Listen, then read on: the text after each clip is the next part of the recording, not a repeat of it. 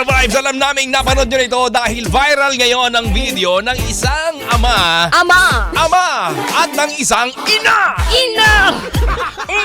Ama at ina, anong Oo, ginawa sa viral video Dahil niya? si ama, si tatay ay nagpatulog ng kanilang bunso, yung isang sanggol. Aha. At sa hotdog.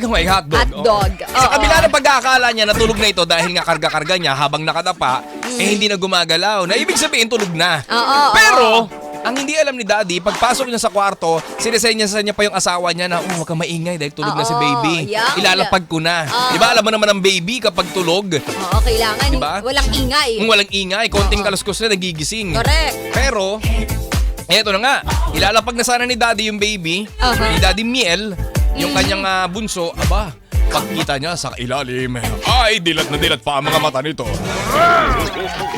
Na-prank ka, it's a prank! Oh, it's a prank! Sabi ng baby, it's a prank! It's a prank, daddy! It's a prank. Hay nako.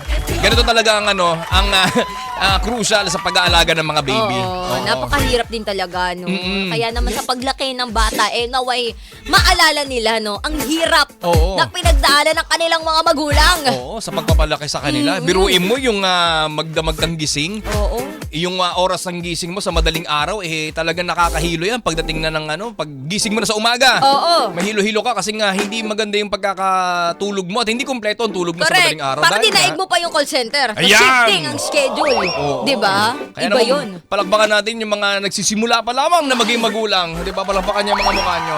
Bukod sa magastos, magpalaki ng bata, ng baby, ng anak, talaga nga napakahirap. Talaga Oo. sakripisyo yan. Correct. Kaya hindi talaga biro ang magpalaki ng mga anak. O, di ba? Yan naman, saludo tayo kay nanay at tatay, mami, daddy, kahit man si tito at tita na nagpalaki ng kanilang mga pamangkin. Kila lolo't lola. Yan, lolo't lola. Ayun. Palakpakan niyo yung mga pustiso nyo.